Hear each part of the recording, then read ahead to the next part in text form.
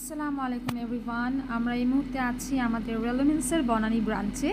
আপনারা ভিডিওতে দেখতে পাচ্ছেন আমরা আমাদের ক্লায়েন্টের বডি থেকে ব্লাড কালেকশন করছি। আজকে আমরা ওনার হেয়ার পিআরপি ট্রিটমেন্টটা করব। আমাদের যিনি ক্লায়েন্ট আজকে আছেন ওনার অ্যাকচুয়ালি চুল সামনে একটু পাতলা হয়ে গিয়েছে এবং ওনার খুব হেয়ার ফল প্রবলেম উনি বলছেন। সো আমরা সাজেস্ট করলাম আপনি প্রথমে 2-3টা হেয়ার পিআরপি ট্রিটমেন্ট নিয়ে নিন, দেন আমরা আপনাকে হেয়ার ফিলার প্রোভাইড করব।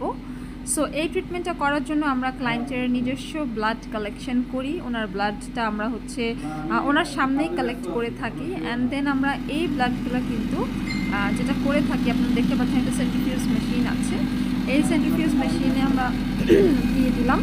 দিয়ে দেওয়ার পরে এখান থেকে আমরা আরবিসিটাকে বাদ দিয়ে জাস্ট ডাব্লিউবিসিটাকে নিয়ে, যেটা হচ্ছে আপনারা সবাই জানেন যে পিআরপির মেইনই হচ্ছে আমরা যেই সেন্ট্রিফিউজ